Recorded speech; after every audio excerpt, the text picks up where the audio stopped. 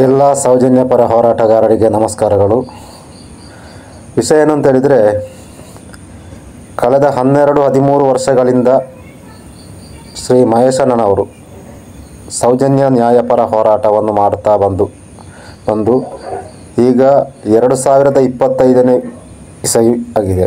ಅಂದರೆ 13 ವರ್ಷಗಳ ಕಾಲ ನಿರಂತರವಾಗಿ ಸೌಜನ್ಯ ವಿಚಾರವನ್ನೇ ಮಾತಾಡ್ತಾ ಇದ್ದಾರೆ.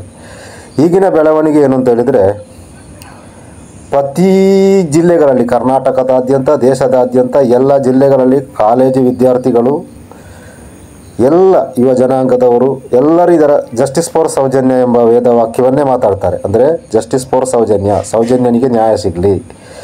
ಎಲ್ಲರೂ ಮಹೇಶಣ್ಣ 12 ವರ್ಷಕ್ಕಿಂತ ಮುಂಚೆ ಮಾತಾಡಿದಂಥ ಒಂದು ವಿಚಾರವನ್ನು ಇಡೀ ಸಮಾಜ ತಗೊಂಡಿದೆ.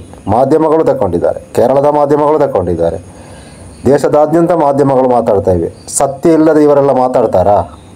ಒಂದು ವಿಚಾರವನ್ನು ಯಾವುದೇ ಮಾಧ್ಯಮ ಮಾತಾಡಬೇಕಾದ್ರೆ ಸತ್ಯ ಇಲ್ಲದೆ ಮಾತಾಡ್ತಾರಾ? ಆಗ ಕೆಲವು ಕರ್ನಾಟಕದ ಮಾಧ್ಯಮದಲ್ಲಿ ಎಲ್ಲ ಮಾಧ್ಯಮಗಳು ಬರ್ತವೆ, ಆದರೆ ಯಾರು ಗಮನಿಸೋದಿಲ್ಲ. ಕೆಲವರಷ್ಟೇ, ಕೆಲವರು ಏನೇನೋ ಮಾತಾಡ್ತಾ ಇರ್ತಾರೆ. ಅದು ಇದು ಸುಳ್ಳು, ಮತ್ತೊಂದು ಮಹೇಶಣ್ಣ ಸುಳ್ಳು ಹೇಳ್ತಾರೆ. ಏನು ಸುಳ್ಳು? ಮಹೇಶಣ್ಣ ಒಬ್ಬರು ಸುಳ್ಳು ಹೇಳ್ತಿದ್ರೆ ಈ ಸಮಾಜ ಇಷ್ಟು ಮಾಧ್ಯಮಗಳು ಮಾತಾಡಲಿಕ್ಕಿತ್ತ? ಸತ್ಯ ಇರಲೇಬೇಕಲ್ಲ ಅದರಲ್ಲಿ. ಸೌಜನ್ಯಳ ಅತ್ಯಾಚಾರ ಕೊಲೆ ಮಾಡಿದವರು ಯಾರು?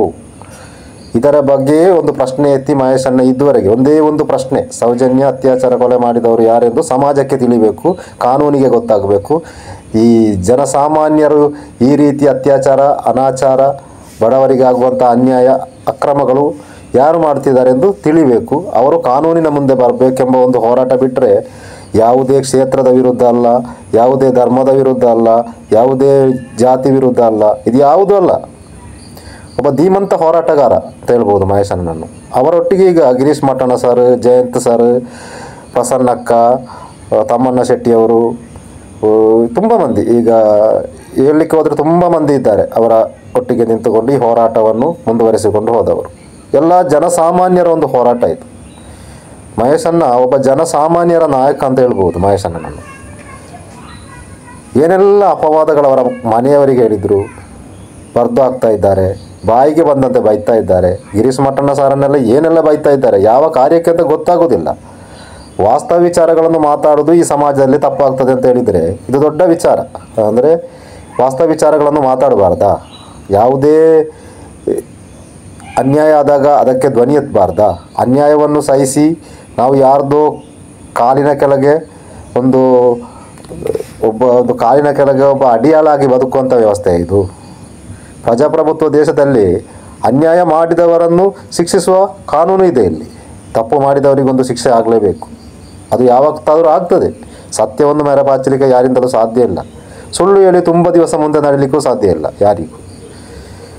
ನಾವು ಸ್ವಲ್ಪ ಪರಾಮರ್ಶೆ ಮಾಡಿಕೊಳ್ಬೇಕು, ಇದರಲ್ಲಿ ಏನಿದೆ ಅಂತ. ಅಂತೆಕಂತೆಗಳಲ್ಲ, ಅಂತೆಕಂತೆಗಳನ್ನು ಯಾವುದೇ ಮಾಧ್ಯಮಗಳು ಪ್ರಸಾರ ಮಾಡಲಿಕ್ಕಿಲ್ಲ, ಯಾವುದೇ ದೇಶೀಯ ಮಾಧ್ಯಮಗಳಲ್ಲಿ ಬರಲಿಕ್ಕಿಲ್ಲ, ಯಾವುದೇ ದೇಶೀಯ ಮಾಧ್ಯಮಗಳಲ್ಲಿ ಮಾತಾಡಲಿಕ್ಕೆ ಅವಕಾಶ ಇಲ್ಲ ಅಂತೆಕಂತೆಗಳಿಗೆ. ಹಾಗೆ ಹೇಳ್ತಿದ್ರೆ ಏನೆಲ್ಲ ಈ ಸಮಾಜದಲ್ಲಿ ಏನೆಲ್ಲ ಮಾಡ್ಬೋದಿತ್ತು. ಮೊನ್ನೆ ಒಂದು ವಿಡಿಯೋದಲ್ಲಿ ನಿವೃತ್ತ ಸುಪ್ರೀಂ ಕೋರ್ಟ್ ನ್ಯಾಯಾಧೀಶರಂತ ಗೋಪಾಲಗೌಡ ಸರ್ ಅವರು ಮಾತಾಡುವಾಗ ಹೇಳ್ತಾರೆ, ಪ್ರಜಾಪ್ರಭುತ್ವ ದೇಶದಲ್ಲಿ ಬದುಕ್ತಿದ್ದೇವಾ, ನಮಗೆ ಪ್ರಶ್ನೆ ಮಾಡಲಿಕ್ಕೆ ಹಕ್ಕಿಲ್ವಾ? ಜನಸಾಮಾನ್ಯವಾದ ವ್ಯಕ್ತಿ ಅಲ್ಲ ಅವರು ಹೇಳೋದು. ಸುಪ್ರೀಂ ಕೋರ್ಟಲ್ಲಿ ಉದ್ಯೋಗ ಕಾರ್ಯನಿರ್ವಹಿಸಿ ನಿವೃತ್ತರಾದಂಥ ಒಬ್ಬ ವ್ಯಕ್ತಿ, ಅಂಥ ವ್ಯಕ್ತಿಗಳೇ ಮಾತಾಡ್ತಾರೆ. ಅವರು ಜ್ಞಾನ ಇಲ್ಲದವರಲ್ಲ, ಎಲ್ಲವನ್ನು ತಿಳ್ಕೊಂಡವರು, ಅವರು ಕಾನೂನು ತಿಳ್ಕೊಂಡವರು, ಎಲ್ಲದರ ಬಗ್ಗೆ ವಿಚಾರ ವಿನಿಮಯ ಮಾಡುವವರು. ತುಂಬ ಮಂದಿ ಮಾತಾಡ್ತಾರೆ. ಲಾಯರ್ ಜಗದೀಶ್ ಅಂತವರು ತುಂಬ ಮಂದಿ ಈಗ ಮಾತಾಡ್ತಾ ಇದ್ದಾರೆ. ಇವರಿಗೇನು ಗೊತ್ತಿಲ್ಲದೆ ಮಾತಾಡೋದಲ್ಲ. ಆದ ಕಾರಣ ಕೆಲವರಿದ್ದಾರೆ ಇದರ ಬಗ್ಗೆ ನೆಗೆಟಿವ್ ಆಗಿ ಮಾತಾಡ್ತಾನೆ ಇರ್ತಾರೆ. ಏನೋ ಸುಳ್ಳು ಹೇಳ್ತಿದ್ದಾರೆ, ಏನೋ ಅಪಪ್ರಚಾರ ಮಾಡ್ತಾ ಇದ್ದಾರೆ, ಏನೋ ಕ್ಷೇತ್ರಕ್ಕೆ ಅಪಚಾರ ಮಾಡ್ತಾರೆ. ಯಾವ ಕ್ಷೇತ್ರಕ್ಕೂ ಯಾರೂ ಅಪಚಾರ ಮಾಡಲಿಕ್ಕೆ ಆಗೋದಿಲ್ಲ, ಅದು ಮಾಡೋದು ಕೂಡ ತಪ್ಪು. ಯಾವುದೇ ಕ್ಷೇತ್ರಕ್ಕೆ, ಯಾವುದೇ ದೇವಸ್ಥಾನಕ್ಕೆ, ಆ ದೇವಸ್ಥಾನವನ್ನು ಪವಿತ್ರವಾಗಿಟ್ಟುಕೊಳ್ಳುವುದು ನಮ್ಮೆಲ್ಲರ ಕರ್ತವ್ಯವಾಗಿರ್ತದೆ. ಆ ದೇವಸ್ಥಾನ ಪರಮ ಪವಿತ್ರವಾಗಿರಬೇಕು, ಅಲ್ಲಿ ಕಳಂಕ ಅಂಟಿರಬಾರದು, ಯಾವುದೇ ಕ್ಷೇತ್ರ ಆಗಿದ್ದರೂ ಕೂಡ. ಅಂಥದ್ರಲ್ಲಿ ಅದನ್ನು ಚಿಂತನೆ ಮಾಡುವವರು ಅಂತಲೇ ಹೇಳುವವರು ಕೂಡ ಸ್ವಲ್ಪ ಆಲೋಚನೆ ಮಾಡಬೇಕು. ಕ್ಷೇತ್ರಕ್ಕೆ ಅಪಚಾರ ಆಗ್ತದೆ, ಯಾರು ಕೂಡ ಮಾಡಲಿಕ್ಕೆ ಹೋದರೂ ಕೂಡ ಅಂಥವರನ್ನು ವಿರೋಧಿಸ್ತೇವೆ. ನಾವು ಕೂಡ ವಿರೋಧಿಸ್ತೇವೆ ಅಂಥವರನ್ನು. ಕ್ಷೇತ್ರಕ್ಕೆ ಅಪಚಾರ ಮಾಡುವವರನ್ನು ನಾವು ವಿರೋಧಿಸ್ತೇವೆ. ಯಾಕಂದರೆ ದೇವರು, ಭಕ್ತಿ ಇದೆಲ್ಲ ಹಿಂದೂ ಸಮಾಜಕ್ಕೆಲ್ಲ, ಎಲ್ಲ ಧರ್ಮಕ್ಕೂ ಇದೆ. ದೇವರು, ಭಕ್ತಿ, ಧರ್ಮ ಅದು ಹೆಚ್ಚಾಗಿ ಹಿಂದೂ ಧರ್ಮದವರು ಕೂಡ ಪಾಲಿಸಿಕೊಂಡು ಹೋಗುವಂಥ ಕ್ಷೇತ್ರಗಳು. ಈ ಕ್ಷೇತ್ರಗಳಿಗೆ ಯಾರು ಕೂಡ ಅಪಚಾರ ಮಾಡುವಾಗೆ ಮಾತಾಡಲೇಬಾರದು. ಮಾತಾಡಿದರೆ ಅಂಥವರು ಈ ಸಮಾಜ ಕಂಟಕರು ಅಂತ ನಾವು ಬಿಂಬಿಸಬೇಕಾಗ್ತದೆ. ಆದರೆ ಮಹೇಶಣ್ಣ ಹೇಳೋದು ಅದಲ್ಲ. ಮಹೇಶಣ್ಣ ಹೇಳೋದು ಅನ್ಯಾಯ ಆಗಿದೆ, ಅಧರ್ಮ ಆಗಿದೆ, ಧರ್ಮ ಇಲ್ಲಿ ಇಲ್ಲ, ಆ ಧರ್ಮವನ್ನು ಸರಿ ಮಾಡಬೇಕು.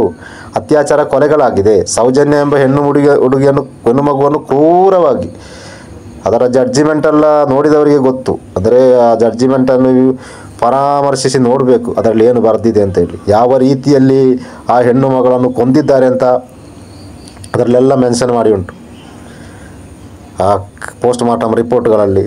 ಅದನ್ನೆಲ್ಲ ತಿಳ್ಕೊಂಡವರಿಗೆ ಸೌಜನ್ಯ ಹೋರಾಟದ ವಿರುದ್ಧ ಮಾತಾಡಲಿಕ್ಕೆ ಮನಸ್ಸು ಬರಲಿಕ್ಕಿಲ್ಲ.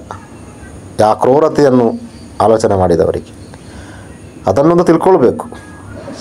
ನಾವು ಮಹೇಶಣ್ಣ ಹೇಳುವುದನ್ನೆಲ್ಲ ತಿಳ್ಕೊಳ್ಬೇಕಾದ್ದು. ಯಾರು ಹೇಳಿದ್ದನ್ನು ತಿಳ್ಕೊಳ್ಬೇಡ. ಕಾನೂನು ಮುಖಾಂತರ ಬಂದಂಥ ಕೆಲವು ದಾಖಲೆಗಳಿವೆ. ಆ ದಾಖಲೆಗಳಲ್ಲಿ ಏನಿದೆ ಅಂತ ತಿಳ್ಕೊಳ್ಳಿ. ತಿಳ್ಕೊಂಡು ಅದರ ಮುಖಾಂತರ ಮಾತಾಡಬೇಕು. ಆ ದಾಖಲೆಗಳಲ್ಲಿ ಬರೆದಿಟ್ಟಂಥ ಕೆಲವು ವಾಕ್ಯಗಳಿವೆ. ಮಣ್ಣು ತುಂಬಿಸಿದ್ದಾರೆ, ಕೆದೆ ಭಾಗಕ್ಕೆ ಕಚ್ಚಿದ್ದಾರೆ, ಇದೆಲ್ಲ ಯಾರಾದರೂ ಮಾಡ್ತಾರಾ? ಇಂಥವರಿಗೆ ಶಿಕ್ಷೆ ಆಗಬೇಡುವ? ಹೇಳ್ತಾರೆ ಅವನೇ ಅಪರಾಧಿ, ಇವನೇ ಅಪರಾಧಿ ಅಂತ. ಒಬ್ಬ ವ್ಯಕ್ತಿ ಒಂದು ಅತ್ಯಾಚಾರ ಕೊಲೆಯಾಗಿ ಮರುದಿವಸ ಆಗ್ತದೆ ಅವನನ್ನು ಹಿಡ್ಕೊಂಡದು ಅಂತ ಹೇಳ್ತಾರೆ. ಒಂದು ದಿವಸ ಒಬ್ಬ ಕೊಲೆ ಮಾಡಿದಂಥ ಒಬ್ಬ ವ್ಯಕ್ತಿ ಮರುದಿವಸದವರೆಗೆ ಅಲ್ಲಿ ನಿಲ್ತಾನ ಅತ್ಯಾಚಾರ ಮಾಡಿದ ಜಾಗದಲ್ಲಿ? ಒಬ್ಬ ಪಿಕ್ ಪಾಕೆಟ್ ಮಾಡಿದವ ಆ ಕ್ಷಣದಿಂದಲೇ ಇಲ್ಲಿಂದ ಓಡಿ ಹೋಗಲಿಕ್ಕೆ ನೋಡ್ತಾನೆ ಆ ಸ್ಥಳದಿಂದ. ಅಂಥದ್ರಲ್ಲಿ ಒಬ್ಬ ಅತ್ಯಾಚಾರ ಕೊಲೆ ಮಾಡಿದವ ಅಲ್ಲೇ ನಿಲ್ಲಲಿಕ್ಕೆ ಸಾಧ್ಯ ಇದೆಯಾ? ಸಾಮಾನ್ಯ ಜನರಿಗಿರುವ ಪ್ರಶ್ನೆ ಅಲ್ವ ಇದು? ಆ ರೀತಿಯಿಂದಾಗಿ ನಾವು ಏನೋ ಮಾತಾಡಿಕೊಂಡು ಹೋಗ್ಬಾರ್ದು.